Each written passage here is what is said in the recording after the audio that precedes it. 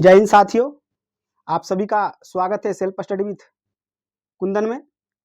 हम लोग केमिस्ट्री पढ़ रहे थे और केमिस्ट्री में चलिए अब जो भी पिछले क्लास में हम लोगों ने पढ़ा था, यानी पिछले क्लास में हम लोगों ने क्या पढ़ा था, केमिकल कॉम्बिनेशन के बारे में पढ़ा था, law of conservation of mass, law of constant proportion, law of multiple proportion and law of reciprocal proportional.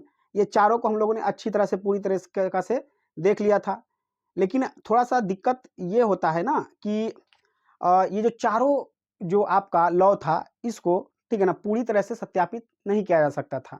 ठीक है, यानी कि जैसे लेकिन इसमें देखिए हुआ क्या कि ये चारों लॉ तब सत्यापित होता है, यानी पूरी तरह से सही साबित होता है, जब ये पता चलता है कि पदार्थ सूक्ष्म कणों से मिलकर बना हुआ है। ठीक है, कब पता चलता है ये कि जब पता चलता है कि पदार्थ जो है सूक्ष्म कणों से मिलकर बना हुआ है, जिसे परमाणु कहते हैं, तब जाकर ये चारों जो लॉ था जो पूरी तरह से डिफाइन हो पाता है। और इसको यानी कि परमाणु के संदर्भ में सबसे पहले जॉन डाल्टन ने ठीक है ना एक एटॉमिक थ्योरी दिया। ठीक है ना, यानी जॉन डाल्टन का एटॉमिक थ्योरी आ रहा है समझ में, यानी कि डाल्टन का एटॉमिक थ्योरी जिसके माध्यम से पता चलता है कि पदार्थ सूक्ष्म कणों का बना हुआ होता है। ठीक है ना, तो आगे चलिए इसके आगे ठीक है ना जो भी है उसको बात कर लेते हैं। तो देखिए इसमें पहले हम लोग देखेंगे डाल्टन का एटॉमिक थ्योरी, डाल्टन एटॉमिक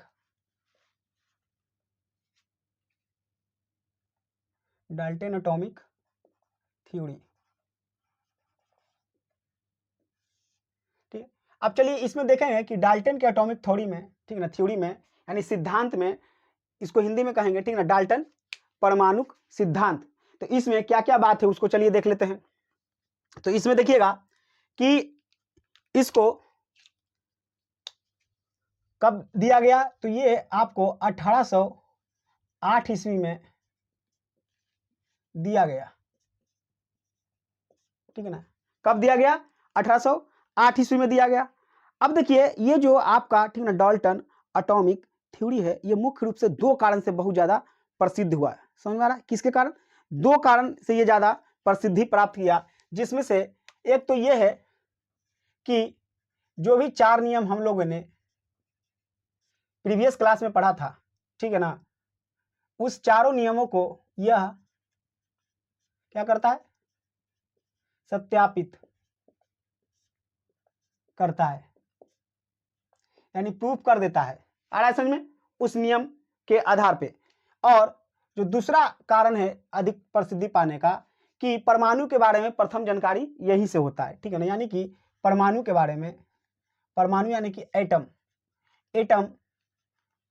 के बारे में ठीक है पहली जानकारी यानी प्रथम जानकारी देता है कौन, तो देता है डाल्टन का एटॉमिक थ्योरी। समझ में आ रहा है।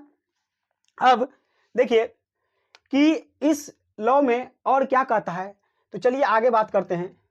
तो देख लेते हैं कि अकॉर्डिंग टू दिस थ्योरी, यानी कि इस सिद्धांत में क्या है। ठीक है, तो देखिए इसमें बोला गया कि सभी पदार्थ परमाणुओं से मिलकर बना हुआ होता है। ठीक है ना, और जो सभी पदार्थ परमाणु से मिलकर बना हुआ है वो अविभाज्य है, यानी सभी पदार्थ यानी कि सभी पदार्थ परमाणुओं से मिलकर बना होता है, जो क्या है, अविभाज्य है। आर में देखिए पहला बात बोला गया इसमें, यानी कि किसने बोला, जॉन डाल्टन ने बोला कि जितने भी पदार्थ यानी सभी पदार्थ किससे मिलकर बना हुआ है, परमाणुओं से मिलकर बना है। आ रहा है समझ में, यानी कि हम अपने आसपास जितना भी मैटर देख रहे हैं, जितना भी पदार्थ देख रहे हैं, वो किस चीज से मिलकर बना हुआ है, तो वो एटम से मिलकर बना हुआ है, यानी कि परमाणु से मिलकर बना हुआ है।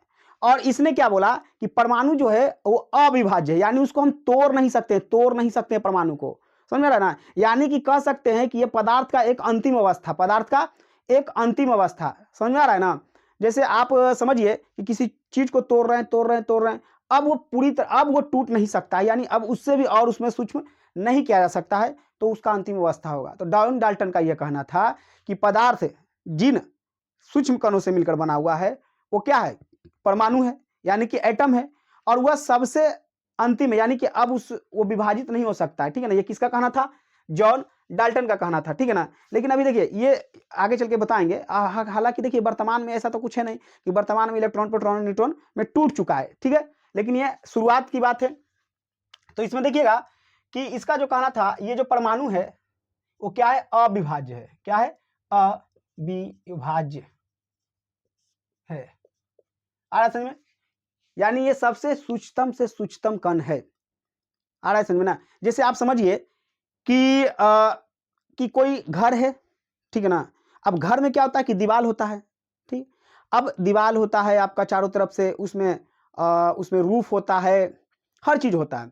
लेकिन अगर सोच के देखिए घर को तोड़ने जाएं तो उसका अंतिम अवस्था क्या आएगा, ब्रिक्स आएगा, यानी कि ईंट आएगा, ईंट जुड़ जुड़ के, अब ईंट से छोटा तो उसमें आ नहीं सकता है, आ रहा है समझ में कि नहीं।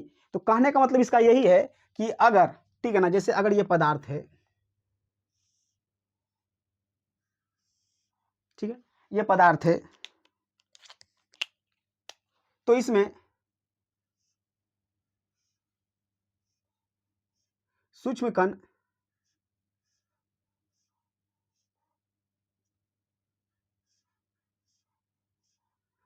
वो क्या होगा, परमाणु होगा।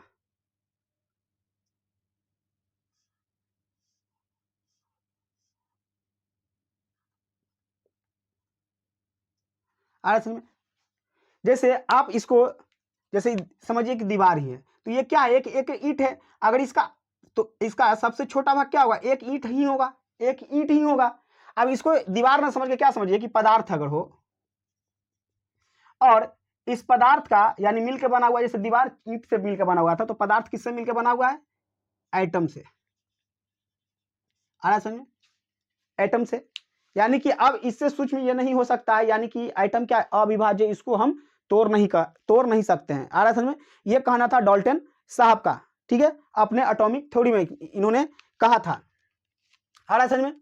और दूसरा बात यह है, पहला क्लियर है, तो देखिए दूसरा इन्होंने यह कहा कि ये जो है केमिकल रिएक्शन में भाग लेता है, आ रहा है समझ में, यानी जब भी कोई केमिकल रिएक्शन होगा और केमिकल रिएक्शन में यौगिक कोई बनेगा तो उसमें भाग कौन लेगा, परमाणु लेगा, आ रहा है समझ में, क्या लेगा, परमाणु लेगा, ठीक है ना, और परमाणु लेगा, और इस दौरान न तो नया परमाणु बनेगा और ना ही कोई नया परमाणु नष्ट होगा, आ रहा है समझ में। यानी कि इसका मतलब हुआ कि केमिकल रिएक्शन में ना तो परमाणु बनते हैं और ना ही नष्ट होते हैं। इन्होंने दूसरा जो बात ये कहा अपने थ्योरी में कि केमिकल रिएक्शन के दौरान, यानी कि केमिकल रिएक्शन में ना कोई एटम यानी कि परमाणु नष्ट होता है और ना ही कोई नया एटम बनता है, आ रहा है समझ में, ठीक है ना, यानी ना कोई नया बन रहा है और ना कोई नष्ट भी हो रहा है, समझ में आ रहा है।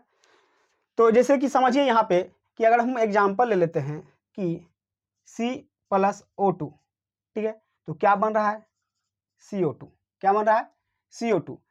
और एग्जाम्पल ले लेते हैं जैसे H+O2, तो क्या बनेगा, H, तो यहाँ पे हो जाएगा आपका, ठीक है, ये होगा। तो इसमें देखिए कि कार्बन एक है तो यहाँ भी कार्बन एक है, ऑक्सीजन दो है तो ऑक्सीजन भी यहाँ भी दो है, यहाँ पे हाइड्रोजन दो है तो यहाँ पे क्या हो जाएगा कि हाइड्रोजन कितना है, यहाँ पे चार है तो यहाँ पे कितना, चार, यहाँ पे ऑक्सीजन कितना, दो, तो यहाँ भी कितना, दो। कहने का मतलब ये हुआ कि जितना इधर उतना ही इधर, ठीक है ना। तो ये साबित होता है कि इसमें ना तो परमाणु नष्ट हो रहा है और ना ही नया बन रहा है, कब, केमिकल रिएक्शन के दौरान, ठीक है, ये वाला भी पॉइंट क्लियर होगा आपका। चलिए तीसरा बात इन्होंने ये कहा डाल्टन साहब ने कि जब कोई, ठीक है ना, पदार्थ परमाणु से दृष्टिकोण से, यानी कि कोई पदार्थ है, ठीक है ना, तो सभी पदार्थ का, यानी कोई एक पदार्थ का जितने भी परमाणु है उस सभी दृष्टिकोण से क्या होगा, समान होगा। आ रहा है समझ में? यानी कि अगर ये कोई एक पदार्थ है तो ये एक पदार्थ, ठीक है ना, कई परमाणुओं से मिलकर बना हुआ होगा। जैसे अभी यहाँ पे हम जस्ट देखें, ठीक है ना, एक पदार्थ था जो कई परमाणु से मिलकर बना, यानी दीवार था जो कई ईंट से मिलकर बना हुआ था।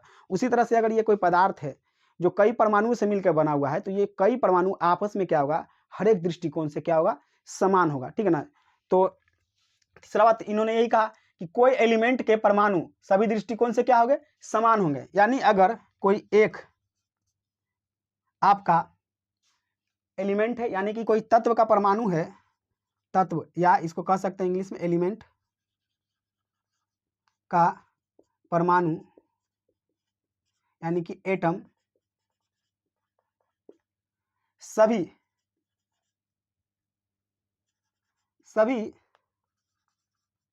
दृष्टिकोण से समान होंगे। सभी दृष्टिकोण से कहने का मतलब कि उनका आकार, यानी कि शेप, आकार हो गया, शेप एंड साइज, ठीक है ना, यानी कि आकार, शेप एंड साइज, बनावट, उसके बाद वजन, द्रव्यमान, ये सब क्या होगा, समान होगा। ये सब क्या होगा, समान होगा। आ रहा समझ? यानी कि अब इसमें देखिए कि केमिकल रिएक्शन में तत्व परमाणु में इसमें देखिएगा कि केमिकल प्रॉपर्टी, यानी कि इसका केमिकल प्रॉपर्टी भी क्या होता है, समान होता है। केमिकल प्रॉपर्टीज भी क्या होता है, समान होता है, ठीक है ना, समान होता है, इक्वल होगा, ठीक है कि नहीं। अब देखिए ना, यहाँ ही अब सोच के देखिए कि अगर कोई फॉर एग्जांपल दीवार का ही अगर ले लेते हैं तो क्या उसमें अलग अलग आकार, शेप एंड साइज के क्या ईंट लगाते हैं, ठीक है ना। मुख्य रूप से जो दीवार बनता है एक ही आकार का ईंट हम लोग लाते हैं। उसी तरह से देखिए अगर ये कोई पदार्थ है, ठीक है, यानी कि अगर कोई ये तत्व है, एलिमेंट है, तो इसका जो ये बना हुआ होगा जिस परमाणु से, चाहे वो परमाणु कितना भी क्यों ना हो, वो सब आपस में बराबर ही होगा। वो आपस में क्या होगा, बराबर ही होगा। जैसे मान लीजिए कि आपका एल्युमिनियम जो मान लेते हैं कि 1,00,000 क्या हो आइटम से मिलकर अगर बना है तो ये सभी 1,00,000 आपस में क्या होगा, समान होगा, ठीक है, कोई दिक्कत।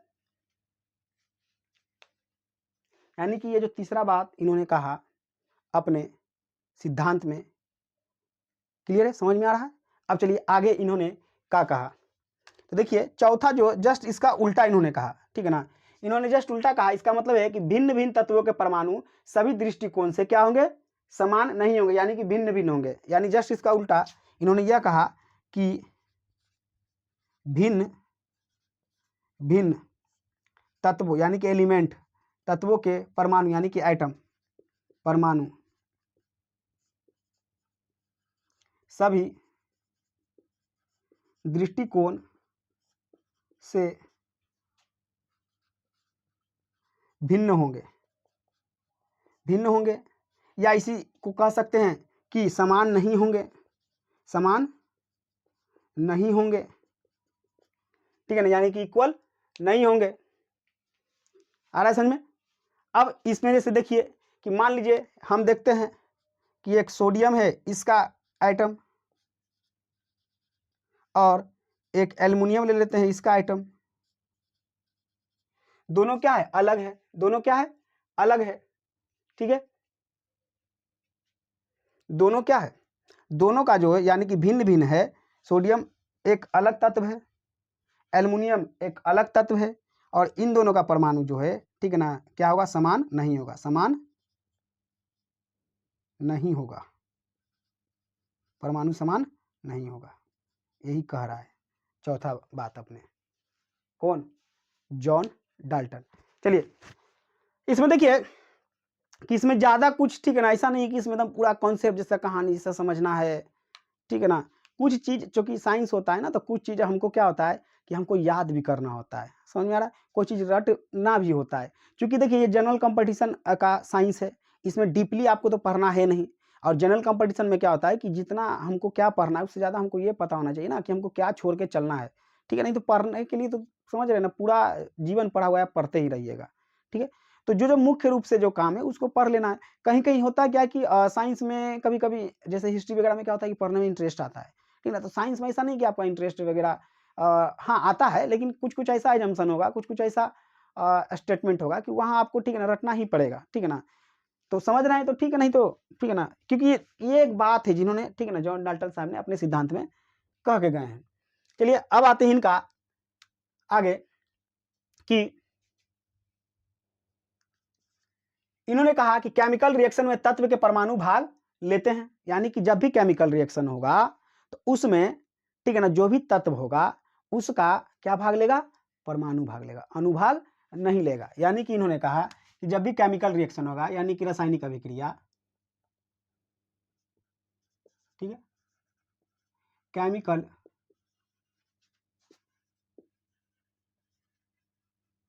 रिएक्शन में, ठीक, केमिकल रिएक्शन में एलिमेंट के, यानी कि तत्व के, एलिमेंट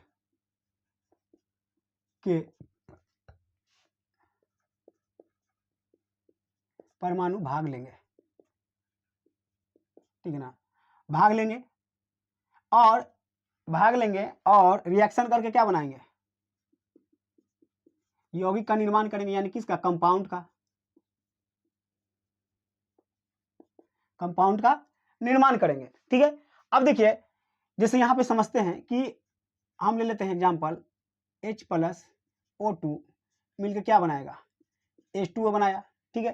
तो ये दोनों क्या है, आपका आइटम है, यानी कि परमाणु है, ठीक है, हाइड्रोजन। अब देखिए ये जो है ना, आप ये O2 जो आप देख रहे हैं, तो ये आपका आइटम नहीं है, ये आपका मॉलिक्यूल्स है। लेकिन देखिए जब केमिकल रिएक्शन में भाग लेगा तो ये पहले टूटेगा, ठीक है ना, ये केमिकल रिएक्शन में भाग लेगा तो ये पहले टूटेगा O, यानी कि एक दो ऑक्सीजन था, अलग अलग से टूटेगा, ठीक है ना। अब ये दोनों अब तब क्या हो जाएगा, ये भी आइटम हो जाएगा। अब तब ये हाइड्रोजन के साथ एक नए तरीके से रिएक्शन करेगा और क्या बनाएगा, बनाएगा आपका केमिकल, ठीक है ना, आपका बनाएगा केमिकल बॉन्ड, क्या बनाएगा, रासायनिक बंधन, केमिकल बॉन्ड, रासायनिक बंधन बनाएगा और एक यौगिक बनाएगा। जैसे यौगिक यहाँ पे क्या बना, जल, H2O क्या है, जल, यानी कि ये क्या है, यौगिक है। और ये टोटल इसको क्या कहेंगे, हम इसको अणु कहेंगे। यानी कि कह सकते हैं कि H2O जो है, ठीक है ना, जल का एक अणु है। कितना, जल का एक अणु है, ठीक है। तो यहाँ पे देख रहे हैं, यानी कि जब भी भाग लेगा तो परमाणु ही भाग लेगा। यहाँ पे अणु भी था तो ये अणु रूप में भाग नहीं लिया, यानी कि ये मॉलिक्यूल्स के रूप में भाग नहीं लिया, पहले ये टूटा किस रूप में, एटम के रूप में, यानी ये ऑक्सीजन, तब कहीं जाके फिर से ये रिएक्ट करता है, बनाता है केमिकल बॉन्ड, ठीक है ना। और इस केमिकल बॉन्ड को यानी नए तरीके से फिर से बंधता है, अरेंज होता है और बनाता है H2O। आ रहा है समझ में। तो बस सीधा सा इतना सा बात है कि जब भी केमिकल रिएक्शन होगा तो उस केमिकल रिएक्शन में, ठीक है ना, तत्व का जो होगा हमेशा परमाणु ही भाग लेगा, अनुभाग नहीं लेगा, ठीक है। और बनाएगा क्या, कंपाउंड, यानी कि यौगिक, ठीक है। अब देखिए कि तत्व एक दूसरे से रिएक्ट करके अधिक कंपाउंड बनाता है, ठीक है ना। यानी कि इसमें देखिए कि जो छठा बात इन्होंने कहा कि एक तत्व, ठीक है ना, दूसरे तत्व से, यानी कि एक तत्व दूसरे तत्व से मिलकर एक से अधिक कंपाउंड बनाता है, एक से अधिक कंपाउंड बनाता है, ठीक है ना। एक तत्व यानी कि एक तत्व यानी कि एलिमेंट दूसरे तत्व यानी कि एलिमेंट दूसरे तत्व से रिएक्ट करके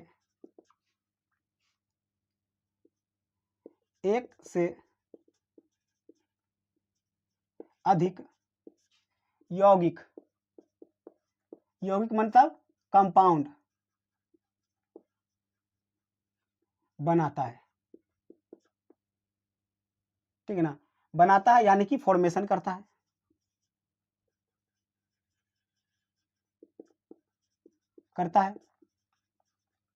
ठीक है। जैसे अब समझिए एग्जांपल से इसको समझने का प्रयास करते हैं कि जैसे यहाँ पे देखिए एक हो गया कार्बन और एक हो गया ये ऑक्सीजन, ठीक है। तो देखिए कार्बन ऑक्सीजन मिलके क्या क्या बना सकता है, तो यहाँ पे देखिए ये जो कार्बन ऑक्सीजन है तो ये मिलके आपको CO2 भी बना सकता है, कार्बन और ऑक्सीजन मिलके कार्बन मोनोऑक्साइड भी बना सकता है कि नहीं। और देखिए उसी तरह से समझिए कि सल्फर प्लस ऑक्सीजन अगर मिलेगा तो ये सल्फर डाइऑक्साइड भी बना सकता है, सल्फर प्लस अगर ऑक्सीजन मिले तो सल्फर ट्राई ऑक्साइड भी बना सकता है, ठीक है। और देखिए अगर H प्लस, ठीक है ना, ऑक्सीजन यानी कि बने हाइड्रोजन और ऑक्सीजन मिले तो जल बना सकता है H2O, ठीक है। या आप कह सकते हैं कि ये हाइड्रोजन और ऑक्सीजन अगर मिले तो बना सकता है H2O2, ये हो गया हाइड्रोजन पर ऑक्साइड, ठीक है ना। H2O2 को बोलते हैं हाइड्रोजन पर ऑक्साइड, ठीक है। तो देख रहे हैं कि नहीं देख रहे हैं यहाँ पे, ठीक है ना, कि एक तत्व दूसरे तत्व से रिएक्ट कर रहा है, ठीक है ना, और एक से अधिक यौगिक बना रहा है कि नहीं, यहाँ भी देख सकते हैं और भी बना सकता है, ठीक है ना। यानी एक तत्व दूसरे तत्व से रिएक्ट कर रहा है, ठीक है ना, तो एक से अधिक क्या बना रहा है, यौगिक बना रहा है, कंपाउंड बना रहा है, ठीक है। तो ये आपका कितना लगभग इस डाल्टन के, ठीक है ना, परमाणु सिद्धांत में कितना 6 बातों को, ठीक है ना, जॉन डाल्टन ने कहा था, कितने बातों को, 6 बातों को उन्होंने कहा था जो हमने आपके सामने रखा। अब आगे चलकर क्या होता है कि इनमें से कुछ जो बात है यानी कि कुछ जो सिद्धांत है वो गलत साबित हो जाता है, क्योंकि देखिए जिस समय जॉन डाल्टन ने, ठीक है ना, इस एटॉमिक थ्योरी को दिया उस समय उतना लैब, उतना संसाधन, ठीक है ना, उतना इक्विपमेंट का आविष्कार नहीं हुआ था, तो अपने हिसाब से, ठीक है ना, उस हिसाब से उन्होंने ये जो भी था सिद्धांत दिया, लेकिन आगे चलकर, ठीक है ना, और भी ज़्यादा साइंस में विकास हुआ और भी ज़्यादा खोज हुआ और आगे चलकर इनके कुछ जो बात है, कुछ नियम है वो गलत साबित हो गया, ठीक है। तो क्या क्या बात है जो इनका गलत साबित हो गया उनको हम लोग अभी जस्ट देखेंगे, ठीक है। तो यानी कि आगे चलकर कुछ बात इनका गलत साबित हो जाता है, ठीक है, किनका, जॉन डाल्टन साहब का। तो कौन कौन बात गलत साबित हुआ, ठीक है ना, तो चलिए देखते हैं कि कौन कौन बात गलत साबित हुआ है। तो यहाँ पे दे देते हैं एक छोटा सा हेडिंग, ठीक है ना, कुछ नियम गलत साबित हुए। अब देखिए कौन कौन गलत साबित हुआ, तो देखिए इसमें तो पहला कि अभी जस्ट देखिए यहाँ पे, ठीक है ना, हम लोगों ने इनका जो पहला जो नियम देखा कि सभी पदार्थ परमाणु से मिलकर बना होता है वो अविभाज्य होता है, क्या होता है, अविभाज्य। तो पहला ही नियम इनका गलत साबित हो जाता है आगे चलकर, ठीक है ना। यानी जॉन डाल्टन साहब ने कहा कि परमाणु जो है, ठीक है ना, क्या है, परमाणु जो है कि अविभाज्य है, यानी अब उससे छोटा टुकड़ा हम नहीं कर सकते हैं। लेकिन आगे चलकर, ठीक है ना, आपका रदरफोर्ड, नील बोर्स ने, ये लोग ने, ठीक है ना, ये जो साइंटिस्ट हैं और भी शोध किया, रिसर्च किया और परमाणु को और सूक्ष्म से सूक्ष्म कणों में तोड़ दिया, इलेक्ट्रॉन, प्रोटॉन और न्यूट्रॉन, इलेक्ट्रॉन, प्रोटॉन और न्यूट्रॉन। तो ये बात इनका क्या हो गया, गलत साबित हो गया, ठीक है ना। यानी कि इनका जो पहला जो बात था, पहला जो नियम था कि एटम यानी कि परमाणु क्या है, अविभाज्य है, अविभाज्य है, यानी इसको अब तोड़ा नहीं जा सकता, ये क्या हो गया, गलत साबित हो गया, ये क्या हो गया, गलत साबित हो गया। क्योंकि आज, ठीक है ना, इसको तोड़ा जा सकता है, यानी किसमें, इलेक्ट्रॉन, प्रोटॉन एंड न्यूट्रॉन में, इलेक्ट्रॉन, प्रोटॉन और न्यूट्रॉन में। आ रहा है समझ में, इसको तोड़ने का यानी कि रिसर्च किसने किया, नील्स बोर, रदरफोर्ड, इन लोगों ने, ठीक है। और यहीं पे एक तब जाके आता है मॉडर्न एटॉमिक थ्योरी। एक था जॉन डाल्टन का एटॉमिक थ्योरी और अब आता है आपका मॉडर्न एटॉमिक थ्योरी, यानी आधुनिक परमाणु सिद्धांत, आधुनिक परमाणुकता सिद्धांत। ठीक है, दिया। इसमें अब देखिए कि क्या होता है कि इसमें सबसे पहले जे थॉमसन ने, ठीक है ना, इलेक्ट्रॉन को निकालने का काम किया। यानी कि परमाणु अविभाज्य होता है, लेकिन परमाणु ऐसा नहीं है कि अविभाज्य होता है, आगे जाके गलत साबित हो जाता है। तो इसमें से देखिए, यानी कि किसमें जे थॉमसन ने आइटम यानी कि परमाणु से किसको निकाला, इलेक्ट्रॉन को निकाला, यानी कि खोजा। फिर आगे चल के उसमें देखिएगा कि दूसरी बार रदरफोर्ड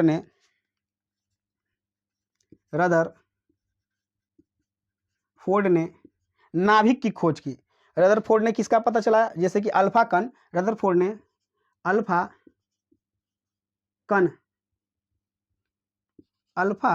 कण के हेल्प से, ठीक है ना, अल्फा कण के से पता चला कि उसमें नाभिक है। ठीक है ना, यानी कि क्या किया कि रदरफोर्ड ने अल्फा कण के हेल्प से, सहायता से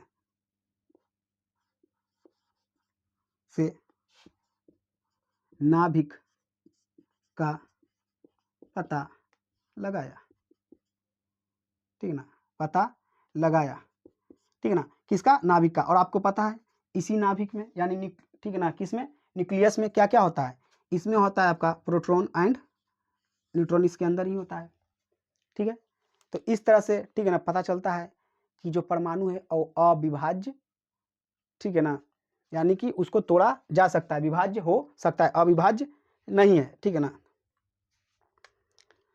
ये गलत साबित हो गया। चलिए फिर आते हैं इनका जो और क्या बात गलत साबित होता है कि इन्होंने जो यहाँ पे देखिए तीसरा जो इन्होंने बोला था कि एक तत्व के परमाणु, ठीक है ना, यहाँ पे देखिए इन्होंने जो बोला था कि एक तत्व के परमाणु सभी दृष्टिकोण से समान होंगे। ठीक है ना, तो ऐसा कुछ नहीं है कि एक तत्व के परमाणु सभी दृष्टिकोण से समान ही होंगे। ठीक है ना, कुछ दृष्टिकोण यानी कुछ ऐसा है जिसके कारण, ठीक है ना, वो असमानता भी दिखा सकता है। यानी एक तो ये आपका गलत साबित हो गया कि, ठीक है, यानी कि आप लिख भी सकते हैं हम यहाँ, तो यहाँ पे समझिए कि जो तीसरा बात है, ठीक है ना, कि एक तत्व के परमाणु, ठीक है ना, सभी दृष्टिकोण से क्या थे, समान थे। ये बात इनका गलत साबित हो जाता है। ठीक है ना, अब कैसे गलत साबित होता है तो देखिए, ठीक है ना, कि जैसे यहाँ पे हम लोग, ठीक है ना, जो यहाँ पे इसके अनुसार पॉइंट तीसरा है, लेकिन इसका जो नियम था केमा तीसरा था। ठीक है, तो इसमें देखिए जैसे हम लोग देखते हैं कार्बन 12 और कार्बन 14 भी होता है। अगर इसका देखेंगे द्रव्यमान तो इसको होगा 12 AMU और इसका कितना हुआ 14 AMU। ठीक है ना, तो ये तो देखिए ये एक दूसरे का क्या है, समस्थानिक है। क्या है, कार्बन का समस्थानिक। तो यहाँ पे देखिए एक ही तत्व के परमाणु सभी दृष्टिकोण से कहाँ समान हुआ, अलग हो गया कि नहीं हो गया। तो इनका जो, ठीक है ना, अपना यानी जॉन डाल्टन साहब ने जो अपने सिद्धांत में तीसरा बात कहा वो भी यहाँ पे गलत साबित हो गया। अब सोच के देखिए तीसरा बात जब गलत साबित हुआ तो चौथा भी गलत साबित होगा, जो इसका जस्ट उल्टा था कि भिन्न भिन्न तत्वों के परमाणु सभी दृष्टिकोण से समान नहीं होंगे, भिन्न भिन्न होंगे, तो ये भी गलत साबित हो जाएगा, है कि नहीं। यानी कि हम लोगों ने, ठीक है ना, आगे जब शोध हुआ तो पता चला कि भिन्न भिन्न तत्वों के जो परमाणु हैं वो ऐसा नहीं कि सभी दृष्टिकोण से भिन्न होते हैं, समान नहीं होते हैं, समान हो भी जाते हैं।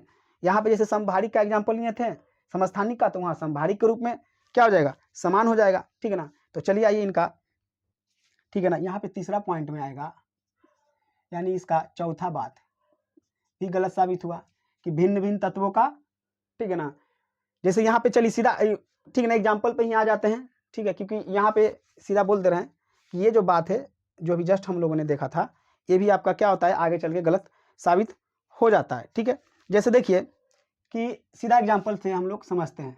जैसे यहाँ पे हम ले लेते हैं पोटेशियम कॉपर और आर्गन। तो यहाँ पे 40 AMU, 40 AMU और 40 AMU हो सकता है। कब? जब ये क्या हो, समभारिक हो। आगे बताएंगे समस्थानिक क्या है, समभारिक क्या है, ठीक है ना। यानी देखिए तीनों का भार क्या है, समान है, तीनों का भार समान है, तो हो सकता है, ठीक है। और देखिए चौथा जो पॉइंट ये है कि डाल्टन ने, ठीक है ना, डाल्टन का जो लॉ है उसमें अपूर्णता को नहीं साबित कर पाया, ठीक है ना। यानी कि डाल्टन का जो एटॉमिक थ्योरी है, डाल्टन का एटॉमिक थ्योरी में आपका अपरूपता के बारे में नहीं बताया, या कह सकते हैं अपरूपता को साबित नहीं किया, ठीक है ना। ये आपको साबित कब होता है अपरूपता के बारे में, ये आपका ऑर्गेनिक केमिस्ट्री में, किसमें, ऑर्गेनिक केमिस्ट्री में होता है, ऑर्गेनिक केमिस्ट्री, ठीक है।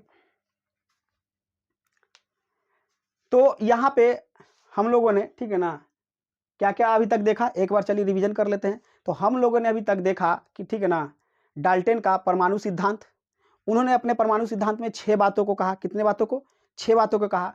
उनमें से कुछ बात यानी कि कुछ नियम उनका गलत साबित हो गया, ठीक है। अब इसके आगे हम लोग देखेंगे, यानी चूंकि इस चैप्टर का नाम क्या था, atom and molecules, atom and molecules. अब हम लोग चलेंगे एटम पे, ठीक है ना। एटम को पूरी तरीके से, यानी कि परमाणु को पूरी तरीके से पढ़ लेंगे, एक एक चीज को देख लेंगे। फिर हम लोग देखेंगे किसको, अणु को, यानी कि मॉलिक्यूल्स को।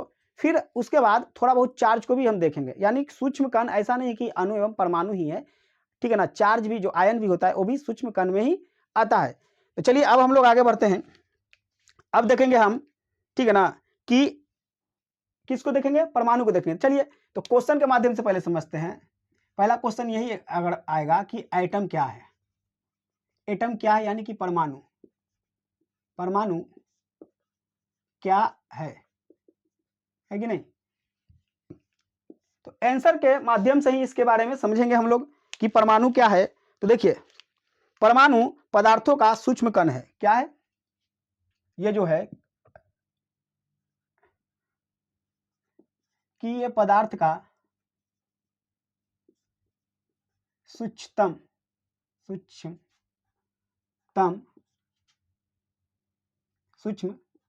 कण है, ठीक है ना, क्या है, सूक्ष्म कण है, जिसको क्या बोलते हैं, परमाणु, परमाणु। और केमिकल रिएक्शन में यही भाग लेता है, जस्ट हम लोगों ने अभी देखा। दूसरा पॉइंट क्या देखेंगे कि यह केमिकल रिएक्शन में भाग लेता है।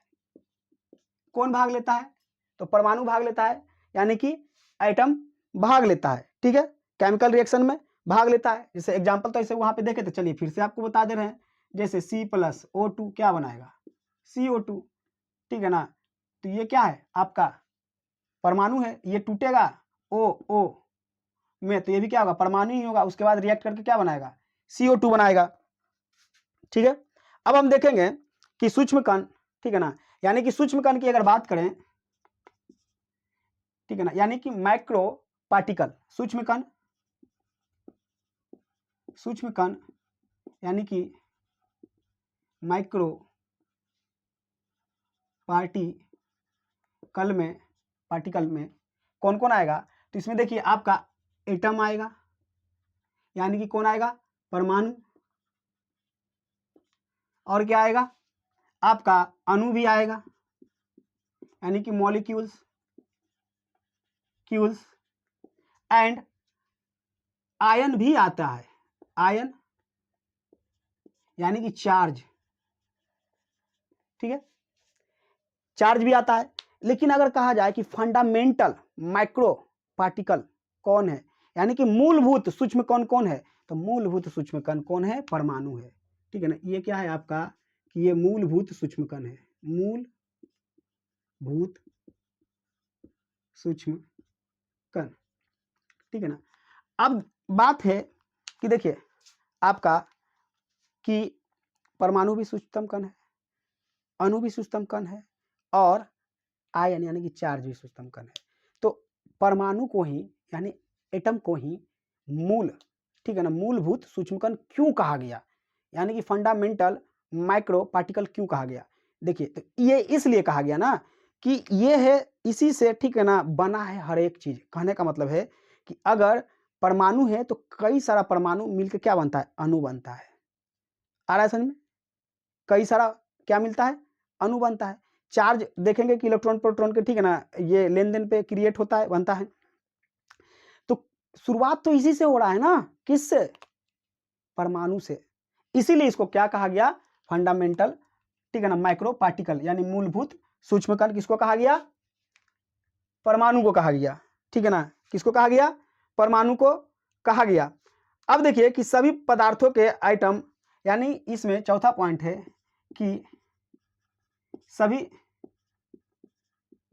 पदार्थों के जो एटम होते हैं, यानी कि परमाणु होते हैं, ठीक है ना, उनका आकार यानी शेप एंड साइज क्या होता है कि बराबर होता है, यानी कि गोल होता है। यानी कि उनका आकार क्या होता है, सभी पदार्थों का जो परमाणु होता है उनका आकार यानी कि शेप क्या होता है, गोलाकार होता है, गोल होता है। ठीक है ना। अब गोल होता है तो आकार देखिए गोल होगा, उसी में कोई छोटा भी हो सकता है और बड़ा भी हो सकता है। कहने का मतलब है कि बड़ा गोल छोटा गोल भी हो सकता है। ठीक है ना, यानी कि साइज जो है छोटा बड़ा हो सकता है, लेकिन शेप क्या होगा, गोल ही होगा। शेप क्या होगा, गोल ही होगा। अगर औसतन इसका अगर त्रिज्या की बात करें, औसत त्रिज्या यानी कि रेडियस, त्रिज्या, ठीक है ना, यानी कि रेडियस, तो कितना होता है इसका, 10 पे पावर माइनस 10 मीटर, 10 पे पावर माइनस 10 मीटर। अब देखिए त्रिज्या कहिए या इसका आप डायमीटर भी कह सकते हैं, व्यास भी, बात देखिए इसके संदर्भ में, ठीक है ना, उतना ही होता है लगभग। ठीक है। अब इसमें देखिएगा कि पांचवा जो पॉइंट है कि ये जो परमाणु है वो अत्यंत क्रियाशील होता है, हाईली, ठीक है ना, रिएक्टिव होता है। ये जो होता है एटम, ठीक है, काफी क्रियाशील होता है। क्या होता है ये आपका, ठीक है ना, अत्यंत क्रियाशील होता है। क्या होता है, अत्यंत अत्यंत क्रियाशील यानी कि हाईली रिएक्टिव होता है।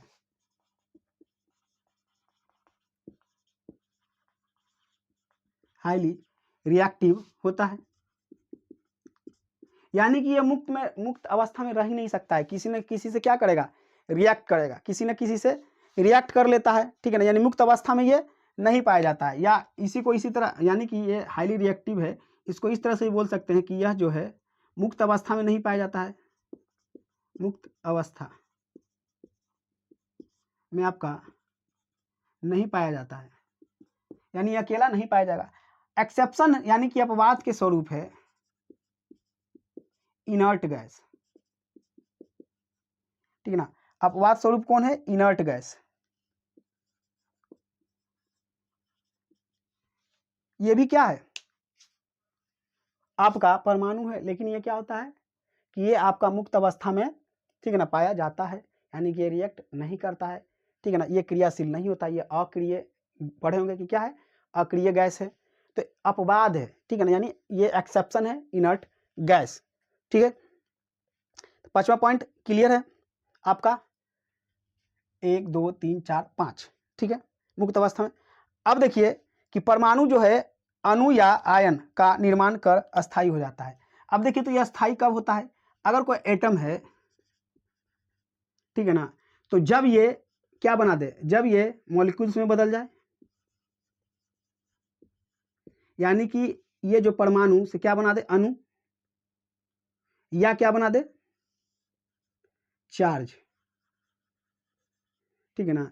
जब ये चार्ज यानी कि कोई आइटम है वो मॉलिक्यूल्स और चार्ज में जब बदल जाता है तब यह जाके क्या हो जाता है, स्थायी हो जाता है। आ रहा है समझ में, स्थायी हो जाता है, यानी कि अब ये क्या होता है, अक्रिय हो जाता है, ठीक है ना, यानी कि अब क्रियाशील नहीं रह पाता है, ठीक है ना, यानी कि ये अस्थायी हो जाता है, ठीक है ना। लेकिन अगर वो आइटम के रूप में रहेगा, परमाणु के रूप में रहेगा, तो हाईली रिएक्टिव ही रहेगा, ठीक है ना। और ये कब तक रहेगा, जब तक या तो वो अणु में ना बदल जाए या तो आयन यानी कि चार्ज में ना बदल जाए, ठीक है। कोई दिक्कत? तो ये मुख्य रूप से, ठीक है ना, कि परमाणु क्या है, ठीक है ना, उसके बारे में, ठीक है ना, आंसर के रूप में ही समझे। अब बात आता है कि परमाणु कितने प्रकार के होते हैं, ठीक है ना, यानी कि एक तरह से फिर क्वेश्चन के माध्यम से देखेंगे हम लोग, समझेंगे कि परमाणु यानी कि एटम कितने प्रकार के होते हैं, ठीक है ना, ठीक है। अब सोचिए, ठीक है ना, कि परमाणु कितने प्रकार के होंगे, तो बताइए कि किसी भी तत्व का निर्माण किससे होता है, परमाणु से होता है, और सभी तत्वों के परमाणु अलग अलग होते हैं, यानी कि जितना तत्व होगा उतना ही परमाणु होगा। तो तत्व कितना है, तो अभी तक कितना तत्व ज्ञात है आपको पता है, 118 तत्व ज्ञात है। इसका मतलब है कि जो आपका परमाणु होगा वो कितने प्रकार के होगा, 118 प्रकार के होंगे, है कि नहीं, क्योंकि सभी पदार्थों के जो आपका एटम है, परमाणु है, वो अलग अलग होता है। तो आपका एलिमेंट भी कितना है, 118। तो एलिमेंट को बनाता कौन है, आपका एटम। तो एटम भी कितने होंगे, 118 प्रकार के होंगे, ठीक है ना। कितने होंगे, 118 प्रकार के होंगे, यानी कि हर एक तत्व के परमाणु एक दूसरे से क्या होता है, भिन्न होता है। यानी कि इसमें समझिए कि हर एक एलिमेंट के एटम एक दूसरे से क्या होते हैं, भिन्न होते हैं, अलग होते हैं, है ना जी। अरे सोच के देखिए ना, अलग होते हैं तभी तो वो अलग हुआ, एक ही प्रकार का रहता तो फिर वो, ठीक है ना, वो एक ही एलिमेंट हो जाता। वो एलिमेंट, और मान लेते हैं कि ये एक एलिमेंट है और ये मान लीजिए ब्लू एलिमेंट है, ये रेड एलिमेंट है। तो ये ब्लू और रेड जो है, कुछ ना कुछ इसका जो परमाणु होगा यानी एटम होगा, वो कहीं ना कहीं इससे अलग होगा, तभी तो ये ब्लू है और ये रेड है। क्लियर है? अगर ये एक ही होता जी, तो दोनों में कोई डिफरेंट होता नहीं ना। यानी कि अगर ये दो प्रकार के हैं, तो इससे बनाने वाला जो एलिमेंट है वो भी कितना होगा, यानी कि इससे बनाने वाला एटम कितना होगा, दो प्रकार के होगा। इसका मतलब है कि अभी तक हम लोगों को, ठीक है ना, एलिमेंट कितना ज्ञात है, एलिमेंट यानी कि तत्व 118। इसका मतलब है कि आपका एटम भी कितना होगा, 118 प्रकार के परमाणु।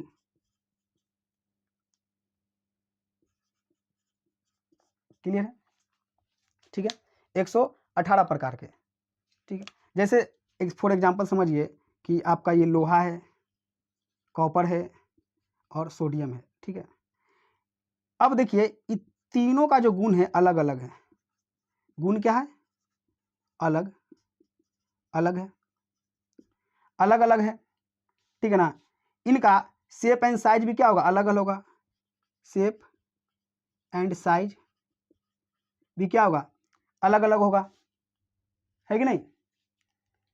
अब है कि आगे कि यौगिक के सूक्ष्म कणों को, ठीक है ना, यानी कि हम कह सकते हैं कि जैसे कि एलिमेंट, ठीक है, तत्व, तो तत्व के सूक्ष्म कण को क्या बोलते हैं बताइए, अरे परमाणु बोलते हैं, एटम बोलते हैं।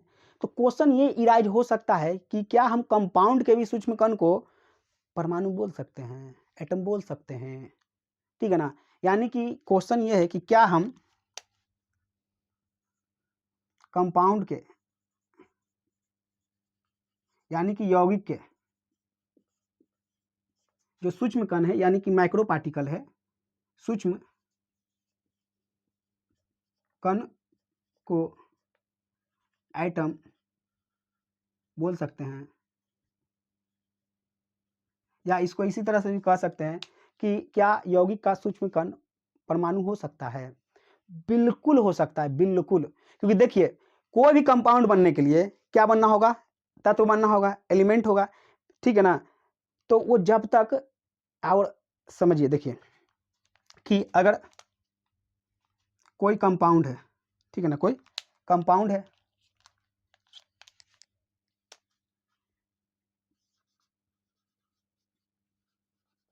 कंपाउंड यानी कि यौगिक है, यौगिक है। देखिए ये यौगिक किससे मिलके बनेगा, तो ठीक है ना, ठीक है ना, दो या दो से अधिक, ठीक है ना, तत्व मिलकर यानी एलिमेंट मिलकर क्या बनाता है, यौगिक बनाता है। यानी कि इसमें तत्वों के मेल से बना है, किससे, तत्वों के मेल से यानी कि एलिमेंट के। और एलिमेंट किससे बना हुआ है, तो ये बना हुआ है आपका, ठीक है ना, किससे, परमाणु से, एटम से, है कि नहीं। तो सोच के देखिए, जब इसका निर्माण होता ही नहीं तो क्या यौगिक का निर्माण होता। तो कहीं ना कहीं इसका भी कह सकते हैं कि मूलभूत कण तो यही हुआ, कौन, एटम। क्योंकि ये जिस चीज से बन रहा है उसको बना कौन रहा है, एटम बना रहा है। यानी कि एलिमेंट से ये बन रहा है, और एलिमेंट को बना कौन रहा है, परमाणु बना रहा है। आ रहा है समझ में।